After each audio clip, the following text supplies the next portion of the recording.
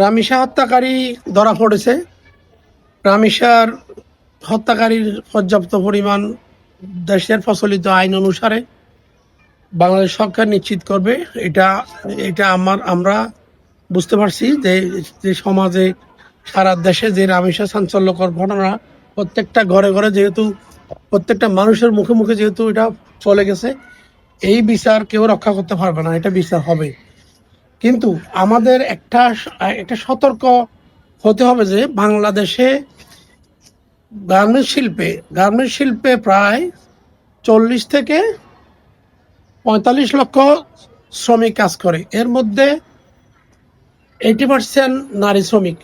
এই নারী শ্রমিকদের ছোট ছোট বাচ্চা যারা আছে, তাদের ছোট বাচ্চা, তাদের জন্য আমি আজকে ভিডিওটা করার উদ্দেশ্য হচ্ছে আমার শ্রমিক ভাই ও বোনদের জন্য, যারা কর্মজীবী মা বোনেরা, যারা তাদের প্রতিদিন সকালবেলা ঘুম থেকে ওঠার সময় তাদের ঘুম থেকে উঠে তাদের ছোট্ট বাচ্চাটাকে একা ঘরে রেখে আসে, কেউ দাদির কাছে, কেউ নানির কাছে, কেউ তাদের নিকটতম আত্মীয়ের কাছে রেখে আসেন। আবার কেউ দেখা গেছে যে কেউ তাদের বাচ্চাটাকে মাসের শেষে কিছু টাকা দিয়ে একটা পার্শ্ববর্তী বাসার কাছে রেখে আসে, কার কাছে আবার রেখে আসার পরে রাত্রে যাওয়ার পরে তাকে আবার ওই বাসা থেকে নিয়ে যাচ্ছে।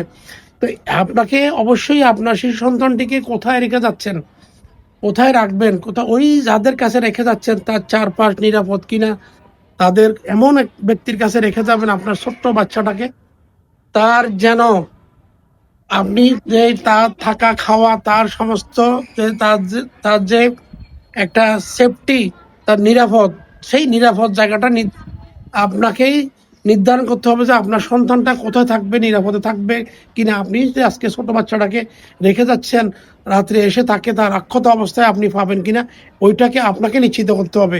বিশেষ করে গার্মেন্টস শ্রমিক ভাই ও বোন, আপনাদের উদ্দেশ্যে বলতেছি, যেহেতু আমি এই সেক্টরে আমি দীর্ঘ প্রায় 30-35 বছর এই সেক্টরের সাথে আমার জড়িত, এবং আমি জানি এই গার্মেন্টস শ্রমিকরা কত কষ্ট করে তারা তাদের বাচ্চাটাকে রেখে আসে, আবার এক ফাঁকে গিয়ে ছুটি ছাটা নিয়ে 1 ঘন্টা আধা ঘন্টা নিয়ে তাদের দেখে আসে। কেউ আবার 1 বছর 6 মাস 3 মাসের বাচ্চাকে রেখে আসিও, ওরা অনেকে 1 বছর বাচ্চা রেখে আসিও চাকরিতে আসে। তাদের জন্য এটা একটা হচ্ছে যে সতর্কতামূলক ভিডিও। আমি বলতে চাচ্ছি যে আপনারা আপনাদের বাচ্চাটাকে যেখানে রেখে আসেন, যার কাছে রেখে আসেন, আপনি আপনার চারপাশ, আপনার পার্শ্ববর্তী মানুষ, ওখানে কোনো নরপশু আছে কিনা আপনাকে খেয়াল রাখতে হবে, দেখতে হবে। রামিসার ঘাতকের মতো এরকম যাতে এরকম কোনো নরপশু যেন লুকিয়ে ঘাপটি মেরে না থাকে আপনার কোমলমতি শিশুটার উপর যেন শকুনের চোখ না পড়ে, ওটা দিয়ে খেয়াল রাখবেন।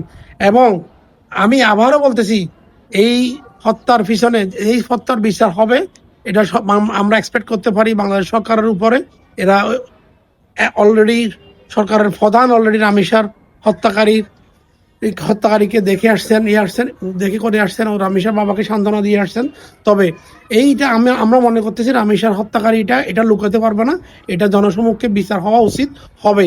কিন্তু আমরা আমাদের সতর্ক, আমরা আমাদের সন্তানদেরকে নিয়ে, আমরা আমাদের চারপাশে আমাদের যেই পরিবেশ যেভাবে খারাপ, এই খারাপ থেকে আপনার সন্তানকে সেফটি রাখার দায়িত্ব আপনার। সুতরাং এই ভিডিওটা আপনাদের যদি ভালো লাগে শেয়ার করে দিবেন এবং সকল গার্মেন্টস শ্রমিকদের কাছে পৌঁছায় দিবেন। ঠিক আছে, ওকে, ভালো থাকবেন। আসসালামু আলাইকুম।